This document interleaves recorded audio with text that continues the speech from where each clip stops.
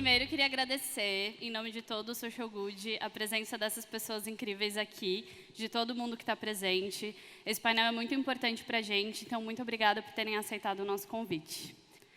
Bom, primeiro contexto, eu acho que é importante falar de dados, já que a gente adora dados aqui no SGB. 70% das pessoas no Brasil já têm acesso à internet. Isso são 126 milhões de pessoas. É muita gente, apesar da tecnologia ainda ser bastante inacessível e elitizada. E grande parte das pessoas no Brasil acessa por meio do celular, que é uma tecnologia mais acessível e mais barata. E é aí que entram os influenciadores digitais. A gente está o tempo todo com o celular na mão, o tempo todo produzindo e consumindo conteúdo. E essas pessoas que são influenciadoras, para quem não sabe o que são normalmente pessoas comuns que decidem usar as suas redes e as suas vozes para produzir conteúdo, seja em vídeo, em foto, em texto, e colocar as suas vozes à disposição. E como a tecnologia e a internet tem esse poder exponencial tão grande, muitas vezes esse conteúdo se torna bombástico e viraliza nas redes. Então, a primeira pergunta, podemos ir em ordem, primeiro o Denilson até a Nathalie. O que motivou vocês a criar um canal de comunicação na internet?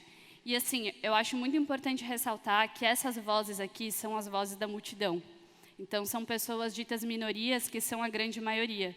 E quando eles se colocam na internet, eles criam um movimento de representatividade muito grande. Então, assim, qual o papel e a importância de falar sobre o que vocês falam, sobre a identidade de vocês e o que motivou vocês a fazerem isso? Contem um pouquinho da história de vocês, por favor. Eu quero agradecer o convite do evento e pedir licença aos meus parentes Guarani, Xoclém, Charrua, Caingangue, que são daqui dessa terra, que é uma terra indígena, e muito obrigado por esses meus parentes indígenas me receberem no território deles. O que me motivou a criar um canal é que a maioria dos brasileiros cresceram, e ainda outros brasileiros vão crescer, com uma ideia de que população indígena se restringe a um fenótipo, a um tipo de vida, geralmente no Globo Repórter, no Xingu, todo mundo festejando, e a realidade é bem diferente disso. Então, acho que o primeiro pensamento foi tentar mostrar como é o indígena em 2019 e quão diverso é, já que somos mais de 305 povos diferentes em língua, cultura, enfim, e de repente alguns estivessem esperando um índio de cocar pintado e tal. Eu faço isso, mas dentro da minha comunidade, e não vou usar cocar hoje, porque acho que decolonizar é o que a gente precisa fazer para entender a situação de povos indígenas e de outros povos no Brasil e em outros lugares.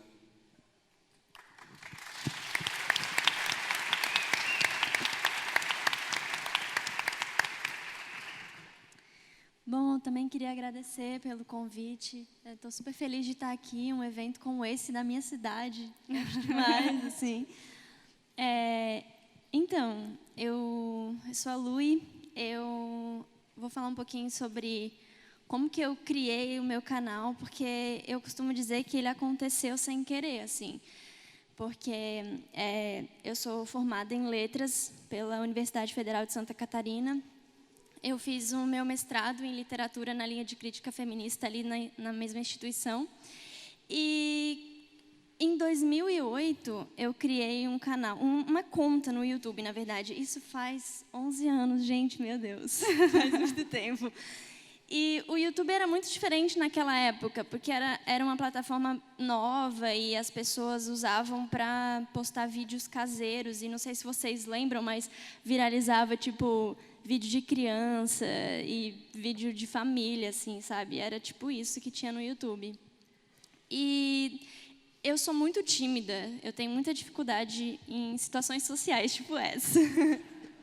E eu sempre gostei de tocar e de escrever música, então eu pensei que seria uma oportunidade de desenvolver esse lado artístico, assim, sem precisar cantar na frente de ninguém. E aí eu comecei a postar uns vídeos de música, só que como tinha pouco conteúdo comparando com hoje, né, há 11 anos era muito diferente o YouTube. Então, acredito que, por essa razão, os meus vídeos começaram a ter visualização e eu passei a ter inscritos. Eu não sabia nem que dava para ter inscritos. Quando eu vi que tinha um número lá em cima, eu fiquei, ué, o que está acontecendo aqui? E aí, algumas pessoas começaram a acompanhar aquele conteúdo e eu comecei a receber mensagens das pessoas. Só que não era mensagem sobre a música. Ninguém estava muito interessado nisso, na verdade. Eu comecei a receber alguns comentários agressivos de pessoas LGBTfóbicas, eu comecei a receber comentários lesbofóbicos, misóginos, enfim. É algo que eu já estava acostumada a receber na vida, mas quando você começa a receber na internet também é um pouco estranho. Mas eu também passei a receber muitos comentários de pessoas que estavam procurando uma representatividade, uma referência positiva e que queriam saber, sabe? Elas não queriam mais se sentir sozinhas, me parecia. E aí eu pensei que eu precisava falar sobre isso. Só que eu criei o canal, eu tinha 16 anos. Eu estava passando por um momento muito complicado de não aceitação. Eu estava passando por problemas em casa também por conta da minha sexualidade. E eu não me sentia pronta para falar sobre isso. Então, eu só fui falar e postei, de fato, um vídeo no YouTube sobre o assunto em 2015, mais ou menos. Então, foi um bom tempo, desde que eu criei o canal, até me sentir confortável para falar sobre isso.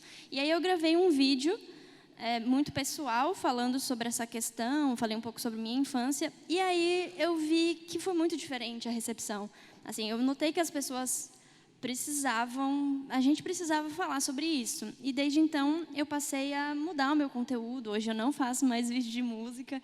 Enfim, as coisas começaram a crescer assim até que de repente eu pensei, eu preciso tomar uma decisão, né? Eu estava no mestrado e aí eu decidi que eu ia terminar o mestrado e ia continuar com o meu trabalho, porque eu acho que a gente ainda precisa falar sobre isso, né?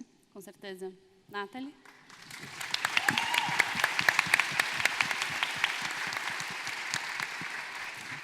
Também vou agradecer, muito obrigada, sou Jalgudo, pelo convite, uma alegria estar aqui com vocês tão cedo, num sábado.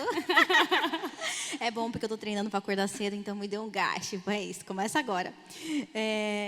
Meu nome é Nathalie Neri, meu canal existe há 4 anos, mas talvez como a maioria de vocês aqui, eu sempre consumi muito conteúdo na internet. Eu ia em lan houses e eu ficava louca com clipes e Orkut, etc.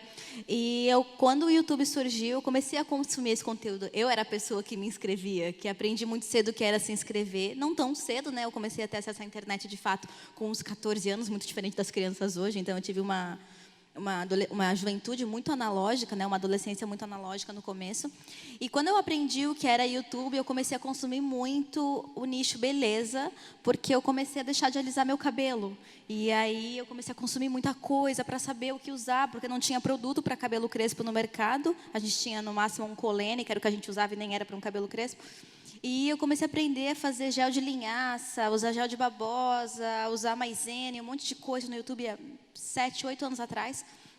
E aí eu não sei vocês, mas essa é uma pergunta que eu faço a vocês também, para vocês saírem refletindo. Mas quando você acompanha muito conteúdo na internet, você sempre se pergunta, o que eu falaria se eu estivesse aí onde essa pessoa está? O que eu compartilharia partindo da minha vida e das coisas que eu já faço. E, de uma certa forma, eu sempre me fiz essa pergunta. Ela sempre ficava na minha cabeça e eu nunca tive resposta. Porque eu era uma adolescente tentando me descobrir no interior de São Paulo, Assis, cheia de limitações, muito ligada aos meus núcleos que tentavam me controlar de todas as formas possíveis. A família, a igreja, uma igreja pentecostal. Então, quando eu saio do interior e vou para a universidade, eu escolho fazer ciências sociais, né? Não porque eu sabia o que ia ter lá, mas porque eu fazia muito trabalho voluntário no interior.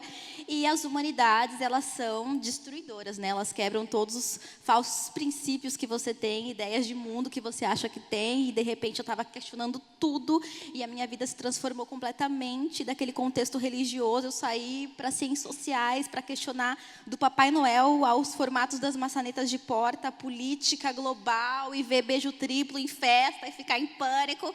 E aí meu mundo mudou e eu comecei a conhecer os coletivos políticos dentro da universidade, comecei a me letrar, comecei a entender as questões da negritude, as questões indígenas, as questões LGBTs, e eu fiquei, caraca, isso também é sobre minha vida, isso é sobre mim.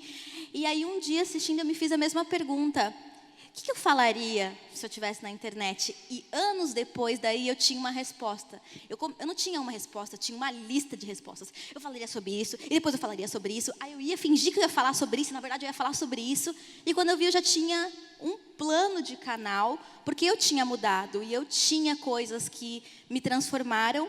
E eu me perguntava, caramba, se eu não tivesse entrado na universidade, será que eu ia ter descoberto tudo isso? Se eu não tivesse prestado vestibular, entrado nesse espaço super elitizado, que pouquíssimos dos meus amigos do interior conseguiram entrar, será que eu ia ter descoberto? Será que eu seria quem eu sou hoje? Isso começou a me dar um nervoso. Eu falei, eu preciso levar isso para a internet. E, felizmente, isso aconteceu logo no momento em que temas ligados à negritude, ao feminismo, começaram a se popularizar muito.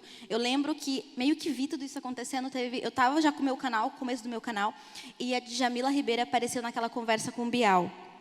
E nesse ponto tudo mudou, gente, porque eu estava na internet, eu vi o meu canal que eu estava falando de cabelo, introduzindo alguns temas sobre racismo. De repente, as pessoas começaram a pesquisar feminismo negro, as pessoas começaram a pesquisar negritude. Isso levou um fluxo de gente gigantesca para o meu canal, porque o meu rolê era, as pessoas não estão pesquisando sobre racismo e questões de gênero, então eu vou usar o contexto que já existe nessa internet, que é cabelo, moda, beleza, e vou introduzir aos poucos, né? Da mesma forma que eu assisti isso a minha vida inteira, agora eu posso conversar com essas pessoas sobre essas coisas e introduzir outros pontos de vista que são mais relevantes, não necessariamente mais relevantes, mas que são relevantes socialmente para a vida delas. E aí, de repente, eu não precisava mais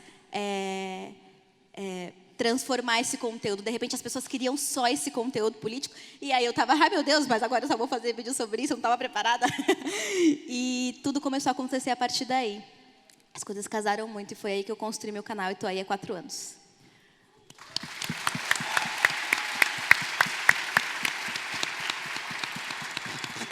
Eu vou inverter um pouco a ordem das perguntas que eu tinha pensado, porque a gente estava conversando ali nos bastidores sobre como a exposição também pode ser muito difícil. Então, como vocês colocarem os rostos de vocês, a identidade de vocês, vocês também podem receber essas falas muito negativas.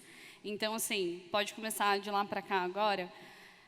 Vocês já pensaram em desistir? Vocês já pensaram, assim, que essa coisa tóxica da internet estava minando muito vocês a ponto de vocês pensarem, cara, isso não é para mim, ou está muito difícil de fazer conteúdo sobre negritude, fazer conteúdo sobre população LGBT e identidade sexual, fazer conteúdo sobre ser indígena nesse país? Então, como é que foi esses períodos e essas montanhas russas? Foi muito complexo e eu tinha vontade de desistir a cada mês, mas, ao mesmo tempo, não só por conta. No começo, eu estava preparada, porque eu tinha entendido muita coisa e eu tinha ressignificado muitas violências que eu tive na minha vida como racismo, o que eu talvez significaria como, não existe gente nem tão legal no mundo. E quando eu fui para a internet, eu fui preparada para lidar com essas pessoas. Eu já via, eu estava vendo as coisas acontecendo, eu sempre consumi conteúdo, eu estava preparada para ver racista online, como eu via na vida real. Só que o que me quebrou mesmo foi o protagonismo. Eu não estava preparada para ser protagonista, eu não estava preparada para... Uma vez me falaram isso, eu fiquei 1 mês em crise. Eu não estava preparada para ser ponta de lança de movimento social nenhum. Eu queria falar umas coisas na internet, ajudar as pessoas e desaparecer, sabe? Eu ainda era Nathalie Neri, RG 43915, eu ainda gostava de séries apocalípticas e desenhos animados, eu ainda estava tentando terminar minha faculdade e, de repente, as pessoas me viram num lugar que eu me coloquei, mas eu não sabia o quão grande ele seria ou o quão intenso seria, né? Porque é isso. E aí, com o tempo, eu não entendia por que as pessoas queriam tanto que eu falasse, que eu estivesse lá, e eu não queria tanto. Tipo, eu queria falar, mas eu queria poder me retirar. E, de repente, a cada bomba que estourava, Nathalie, pelo amor de Deus, a gente não sabe o que fazer. E teve uma época que eu comecei a falar de colorismo, né? Porque a gente sabe que existe uma grande dificuldade na identificação racial no Brasil. E eu fiz um vídeo sobre isso, de repente eu comecei a receber e-mails, um seguido do outro, com foto de avô, de tio, de pai, de mãe. Eu sabia a árvore genealógica de grande parte da juventude brasileira que assistia meu canal naquele momento. E aquilo foi me deixando, né? Fora as mensagens no meio da noite, Nathalie, eu acho que eu vou me suicidar, Nathalie, eu acho que eu não aguento mais, Nathalie, eu não sei o que fazer. E eu, nesse mesmo processo de eu também não sei o que fazer, eu estou na internet falando com vocês, mas foi uma coincidência, eu tinha alguma coisa para falar e, de repente, eu tenho que fazer muito e falar muito e estar preparada. E eu não estava preparada para receber o que veio quando veio.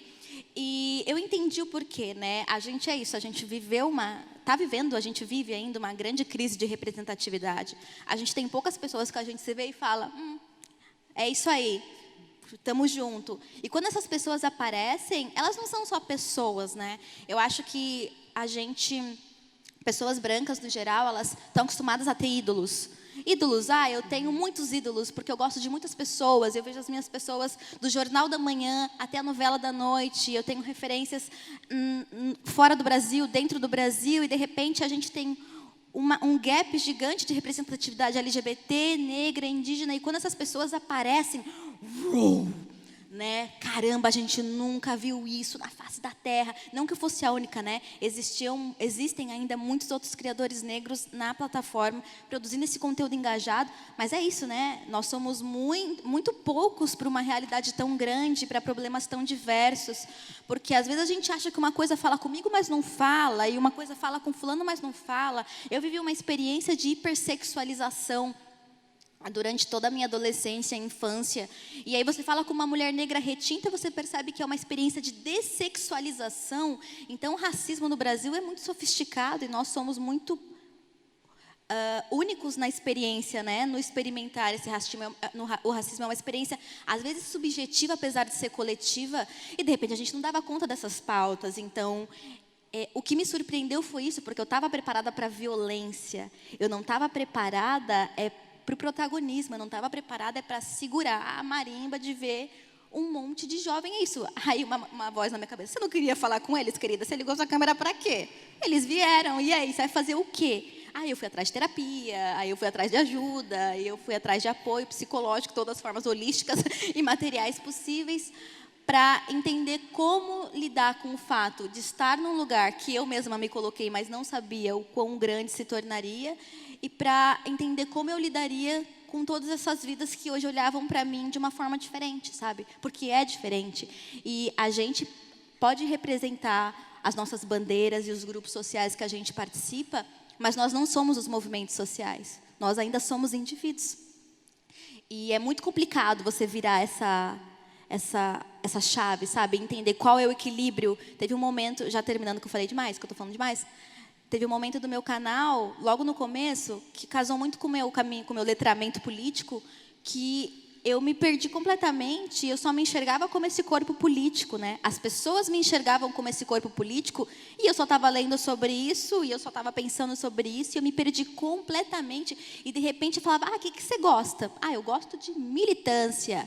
Não, mas espera aí, o que você faz no tempo livre? No tempo livre eu assisto uns documentários, eu leio umas feministas negras. Não, mas espera aí, o que você é? E aí você, Nathalie, e eu tinha esquecido completamente, e aí foi um processo muito louco, porque é isso.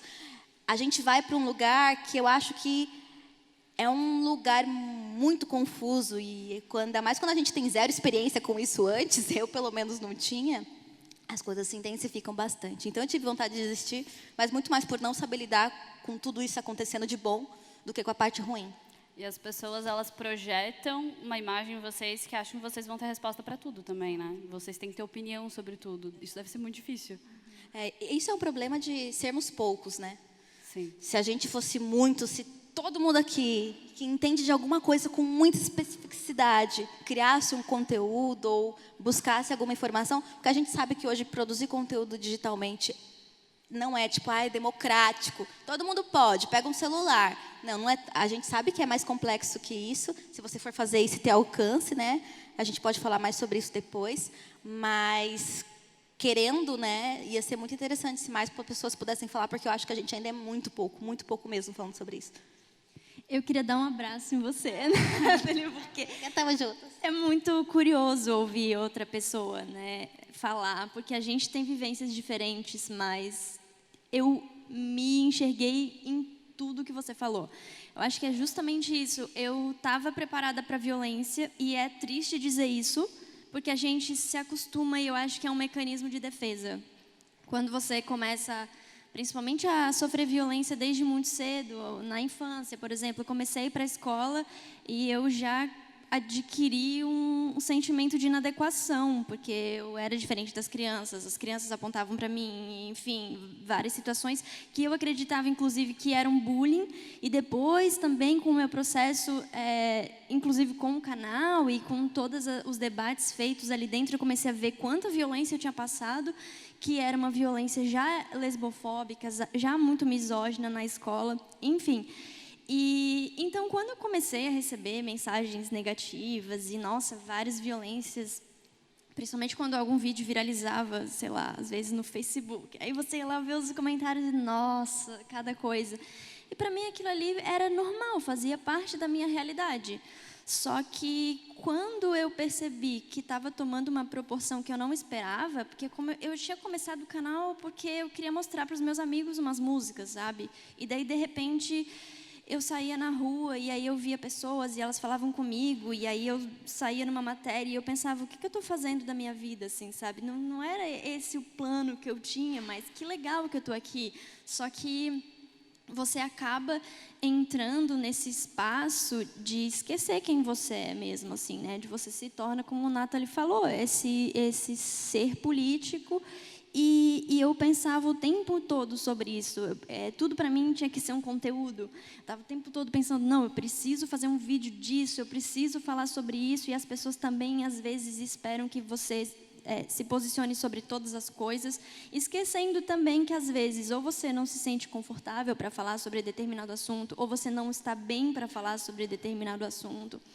Então, eu acho que o mais complicado para mim foi isso, quando eu comecei a compreender que eu precisava fazer uma escolha e que essa escolha tinha algumas consequências, inclusive mudar o rumo assim profissional, porque eu estava no mestrado e aí eu acho que ano passado você perguntou se eu já pensei em desistir, né? Eu já pensei em desistir várias vezes, mas ano passado eu desisti, na verdade.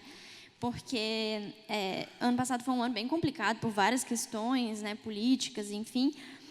E eu não consegui defender a minha dissertação por conta do canal, porque eu estava me dedicando muito mais ao meu trabalho e à militância, enfim. E aí, quando eu precisei defender a minha dissertação, em fevereiro, ela não estava pronta.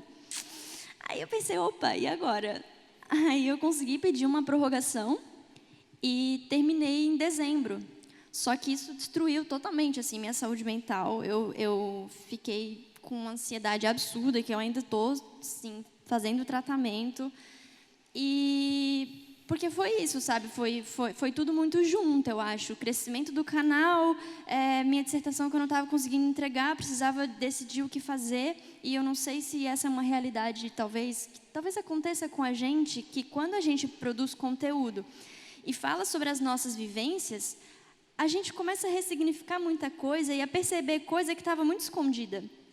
Eu comecei a falar sobre algumas questões e eu pensei, cara, isso foi horrível, na verdade. E isso definiu muita coisa na minha vida. Eu tenho muitos traços da minha personalidade que, inclusive, tento desconstruir, porque é resultado de uma série de violências que eu tinha meio que ignorado e pensado, não foi tão grave assim. E aí eu acho que estar também em contato com outras pessoas, a gente recebe muitas mensagens, e algumas dessas mensagens são gatilhos, inclusive, e aí a gente começa a ressignificar muitas coisas, e é isso. Também fui em busca de terapia, todo tipo de terapia, e certamente eu atribuo muito a isso, a estar aqui hoje ainda é por conta disso e dessa troca que a gente tem aqui, certamente. Então, acho que tem muitas coisas em comum, assim, e sobre desistir do canal, eu já desisti, na verdade. Eu não faço mais vídeos já há 1 ano, eu acho, por 2 motivos. O primeiro motivo, que para mim não é tão importante no sentido de eu não ligar, mas que me deixou bem frágil, que foram as ameaças e acho que comentários no vídeo e nas redes sociais eu consigo lidar, mas ligarem para minha casa e ameaçar a minha família eu não consigo lidar. Mas mesmo assim, isso não me impediria de continuar. Mas é um motivo. O outro motivo foi porque eu acho que o plano que eu tinha ao criar o canal, eu já cumpri, então, 100%, que é assim, eu fui o primeiro indígena a criar um canal, então, os vídeos que estão lá, o primeiro vídeo é Quem Sou Eu?, para as pessoas me conhecerem e conhecerem minha trajetória, tipo, eu já nasci um ser político, então, a minha vida é isso, que eu estou ouvindo vocês falarem, o que você faz, assim, e eu vou pensar no que eu sou, porque é isso, o que eu faço 100% da minha hora eu estou lendo sobre militância ou questões indígenas, eu estou falando sobre questões indígenas, eu estou em guerra ou estou em movimentos, em ações sobre questões indígenas, então eu não tenho, tipo, um hobby. Enfim, e aí todos os vídeos são por que um vlog indígena? Então lá eu falo por que é preciso ter um vlog indígena no YouTube, quem são os indígenas, o que é indígena, o que é indígena urbano, o que é etnogênese. Acho que eu montei um plano para, em primeiro momento, fazer com que jovens indígenas tivessem a oportunidade ou vislumbrasse a oportunidade de pensar, eu também consigo fazer isso, porque eu estou assistindo muito youtubers brancos que falam sobre coisas que talvez não façam sentido para mim, e na minha cabeça, eu ver o indígena fazendo isso, eu me sinto capaz de fazer também. E isso eu cumpri, porque hoje são vários indígenas que usam a plataforma como voz.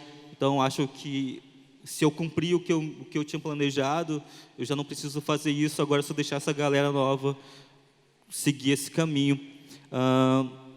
E, além disso, também, eu e mais 2 amigos criamos uma rádio indígena, que é a primeira rádio indígena do Brasil, e até agora ainda é a única, assim, desde 2013, chama Rádio Iandê, ouçam Rádio Iandê, que toca 24 horas de música e notícias indígenas. Então, e músicas indígenas, alguns vão pensar que essa música de aldeia, não sei, tradicional, também tem, mas tem, por exemplo, rap, hip hop, heavy metal, pop, MPB.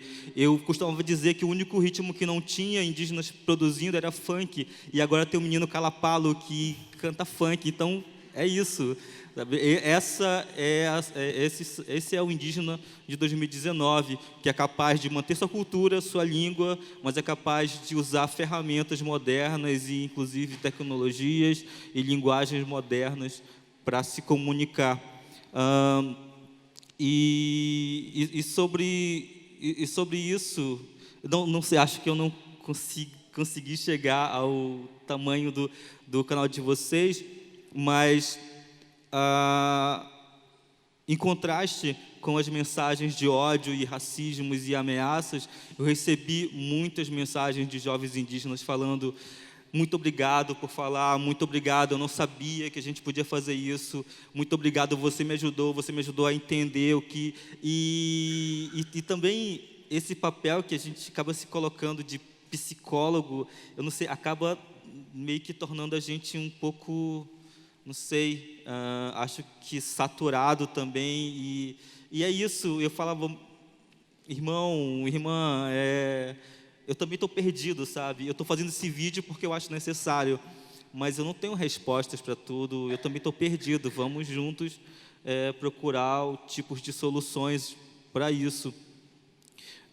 E agora eu uso a plataforma como base de divulgação, comunicação e ações de desobediência civil, talvez. Uma pergunta da plateia agora para vocês, para todos. Se vocês pensam na geração de conteúdo na transversalidade da diversidade, e ela dá um exemplo. Pessoa com deficiência, trans e negra, por exemplo. Quem tiver mais à vontade para responder. Como eu disse, nós somos poucos, né? E eu acho que quando a gente começou a falar, a minha grande referência era o canal das Bi, enquanto canal que unia o formato de vlog, tinha questões sociais e políticas, educação e, ao mesmo tempo, contemporaneidades. E quando eu comecei e a gente estava conversando sobre isso lá atrás, né? Que eu fiquei em pânico, e aqui é um segredo para vocês. Eu descobri que muitos grandes youtubers hoje, pessoas que produzem conteúdo, têm equipes que roteirizam, equipes que é a equipe do fudeu, que é tipo, lê esse roteiro e vê se vai fuder alguma coisa, vê se tem algum close errado. E descobrir isso para mim foi surreal, porque eu estava o tempo inteiro achando que todo mundo estava produzindo sozinho, que todo mundo estava pensando sozinho, e aí eu falava, ai, só eu não consigo. E aí, enquanto eu estava fazendo um vídeo aqui para falar sobre alguma coisa, e aí eu estava falando um vídeo sobre negritude, pá, não sei o quê, e de repente eu percebi, alguém tinha comentado que tipo, nossa, Nathalie, você foi capacitista quando você falou isso. Eu falei, caralho, é verdade, me falta leitura sobre isso, me falta compreender mais sobre isso. Ou então eu vou falar sobre uma outra relação, e aí eu falei, né, que as pessoas, Nathalie, você está falando toda hora mãe solteira. Não é mãe solteira, é mãe solo. E eu falei, caraca, ai meu Deus, são muitas identidades, é muita coisa para você gerenciar sozinho. E durante muito tempo, isso começou a me deixar com medo de fazer roteiro, porque são muitas experiências. E isso, obviamente, aqui me deixou com medo de fazer roteiro, porque eu tô lá com a minha cara, né, sendo exposta. Mas olhando aqui, tipo, por fora de tudo isso, isso é genial. Porque isso mostra como pessoas 1000, identidades 1000 estão tendo a possibilidade de se juntar com os seus, falar em primeira pessoa e recolocar os seus ideais, os seus conceitos, os seus paradigmas e falar, não, nós não somos isso, nós somos isso. Nós não queremos mais que vocês nos chamem assim, nós queremos que vocês nos chamem assim.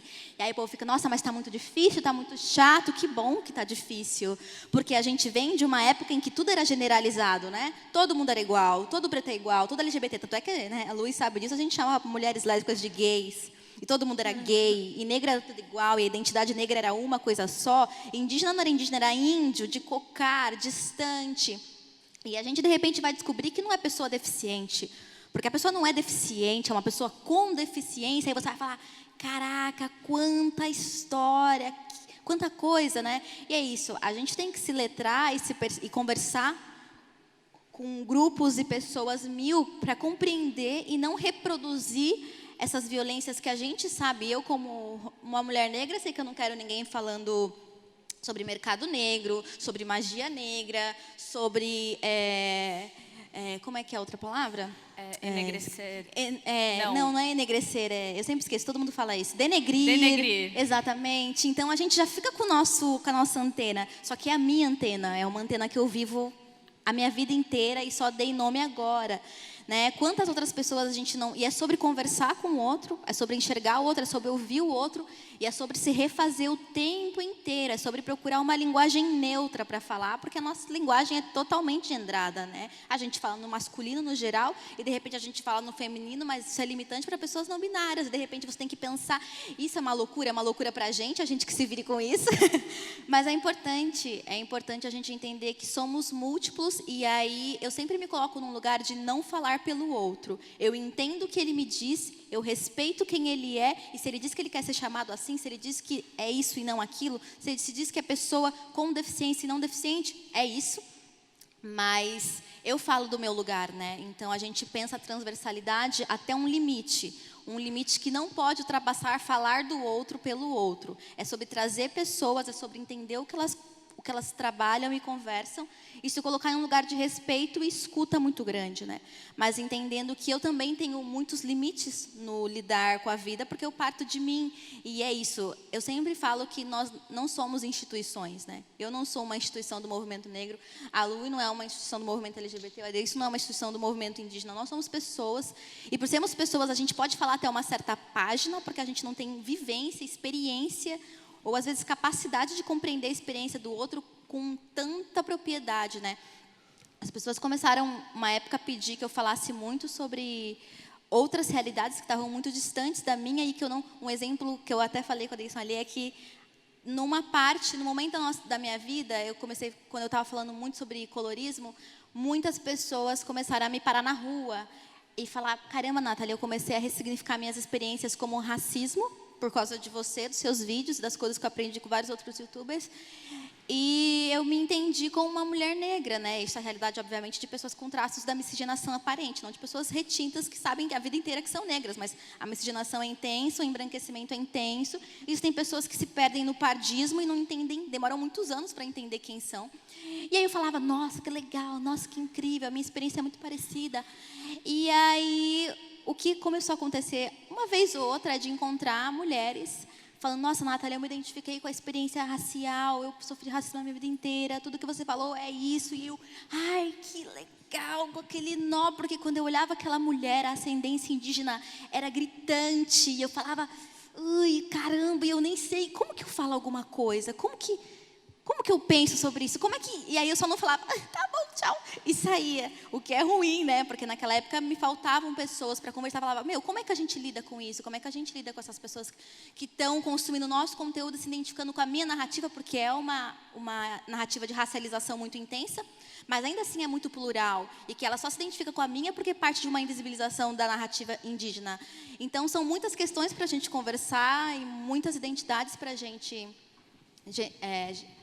gerenciar, porque é um gerenciamento, e eu acho que a gente está indo por um caminho muito interessante de ouvir o outro, de fazer esses espaços de colaboração e troca, para a gente compreender, ouvir e entender que vai ficar difícil, cada vez mais difícil, porque, né, como diria Lélia Gonzalez, o lixo vai falar. Quem nunca se viu, o lixo que sempre ficou quieto, parado, vai falar, e é muita gente que foi subalternizada no Brasil e ficou quieta durante muitos anos, e todo mundo está falando, aos poucos, cada vez mais. Então o lixo vai falar e vai demorar para parar de falar.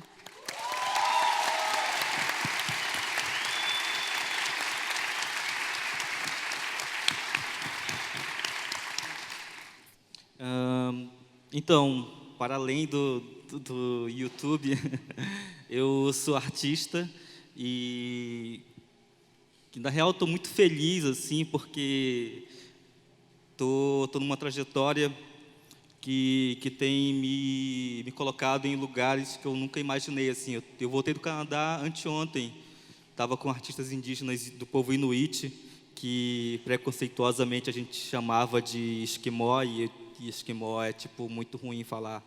Então, estava com os artistas Inuit no Canadá, em Toronto, e eu nunca imaginei, assim, estar no Canadá e voltei para o Brasil e tem críticos de arte falando que eu sou um dos artistas mais, mais importantes da arte brasileira. E eu nem sei nem como me sentir assim, porque, na real, o que eu faço nada mais é do que continuar o que eu fiz desde sempre, que é lutar contra um sistema colonial, racista, um sistema de apagamento, de invisibilidade, de padronização das populações indígenas, das populações originárias do Brasil e de outros lugares, das populações originárias da África, da Ásia, da Oceania, de todos os lugares do mundo, que, andando por aí, eu estou vendo que esse sistema de apagamento ele é presente no mundo inteiro. Inclusive, faz com que pessoas hoje no Brasil não tenham memória de quem são, pessoas perdidas, sem saber quem são nesse mundo, assim.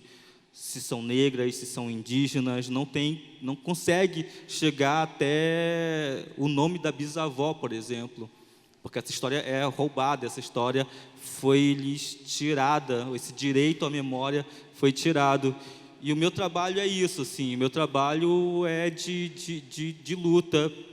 Então, eu estou com 2 exposições agora, em São Paulo e no Rio, que se chama O Agro Não é Pop, né, que a gente é bombardeado, assim como os aviões despejam veneno nas plantações das comidas que chegam até vocês, a TV despeja o mesmo veneno todos os dias, falando para a gente engolir esse sistema econômico pernicioso do Brasil.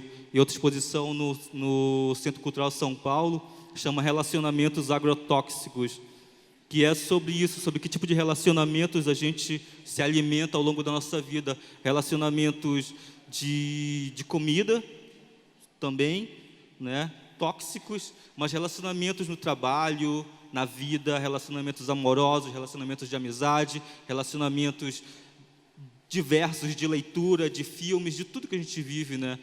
Que são tóxicos, que a gente vai se alimentando isso, e aí é bem isso também. Eu estou em desconstrução sempre, porque eu me alimentei dessas coisas tóxicas e eu preciso fazer um detox e começar a, por exemplo, a repensar palavras que eu uso, atitudes que eu faço, mas é isso, é um eterno decolonizado dos nossos corpos, intoxicados há séculos.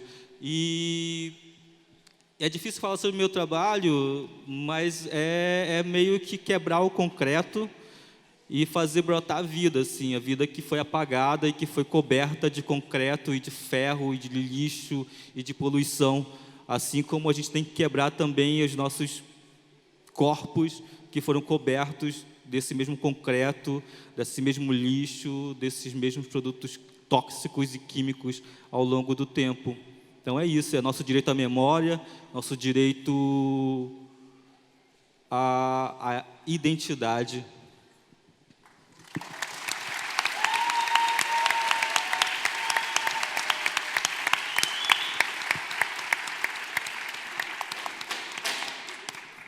Então, a gente está chegando nos minutos finais, então, Luiz, se quiser falar também sobre transversalidade, sobre o poder da tecnologia, e depois da Lu, então, vocês também têm um tempinho para se despedir aqui, mas as conversas continuam depois.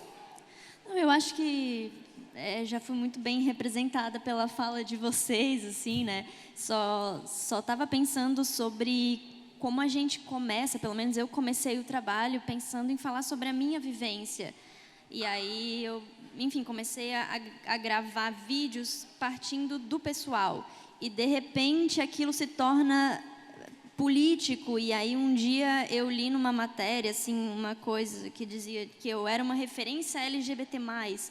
E aí eu fiquei, não, sabe, são tantas identidades, são tantas possibilidades, e nós somos seres humanos que nós somos entrecortados por uma série de opressões, algumas, né, das quais eu não sofro, por exemplo, e aí como dar conta de tudo isso?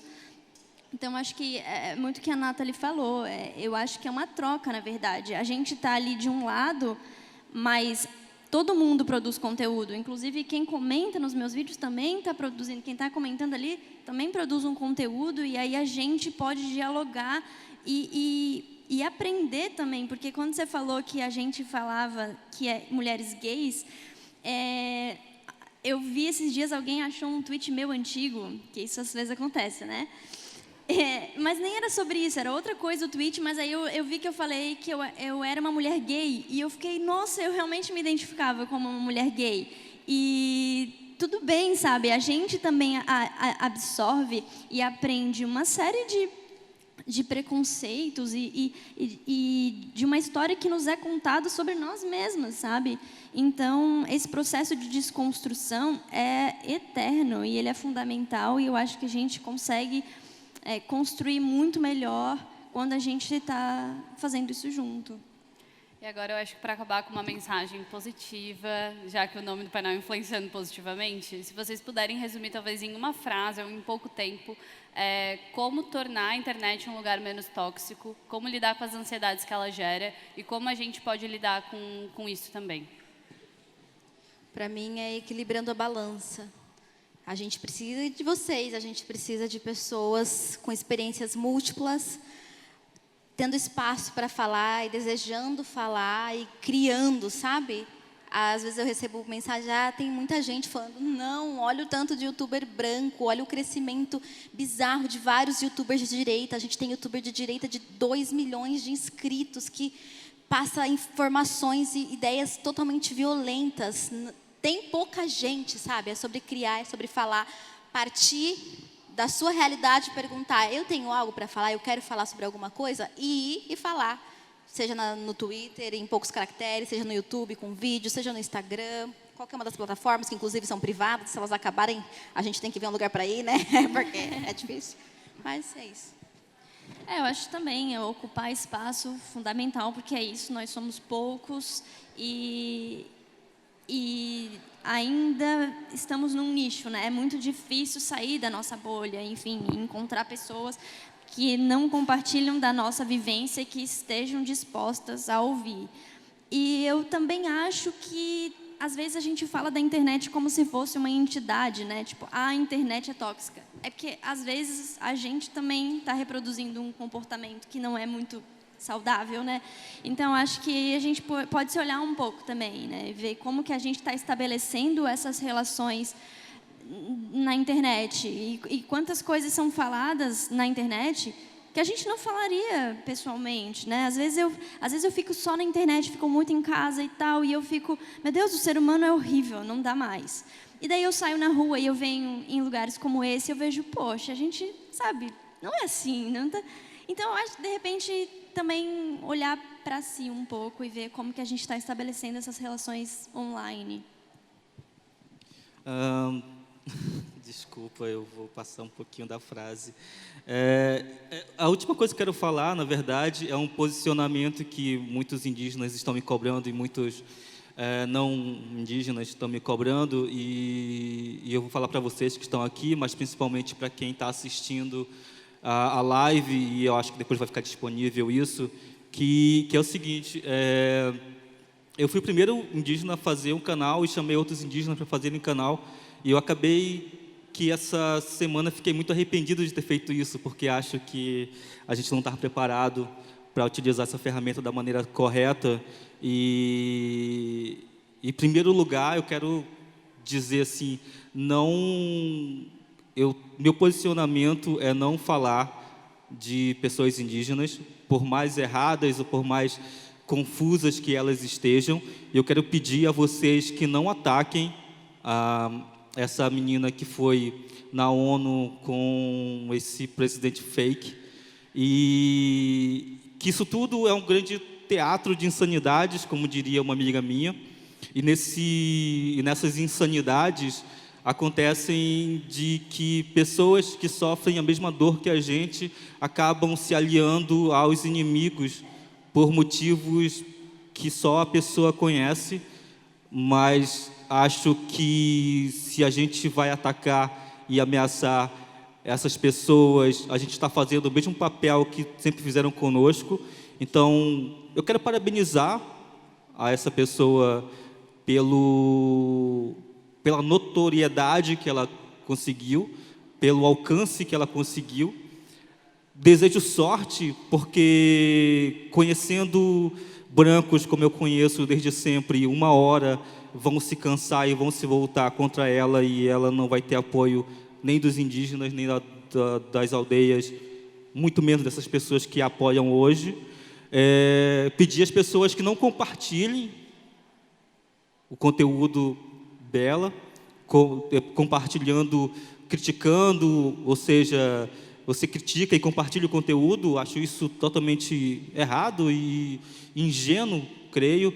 E para dizer assim, se vocês querem compartilhar conteúdo indígena de contraponto ou de contraste a esse conteúdo, de insanidade, eu vou indicar aqui alguns youtubers indígenas que vocês precisam conhecer e compartilhar. O Airu, o Benilson Pitaguari, a Joena Ticuna, a Dayara Tucano, a Rádio Iandê, Caê Guajajara, Ascuri, Coisas de Índio, Catumirim, Kamikiaki Sede, Morro dos Cavalos, Foirne, Apibe, Edgar Chacriabá e outros indígenas que estão na internet. Esse conteúdo vocês devem acessar, tá bom? Chega de insanidades.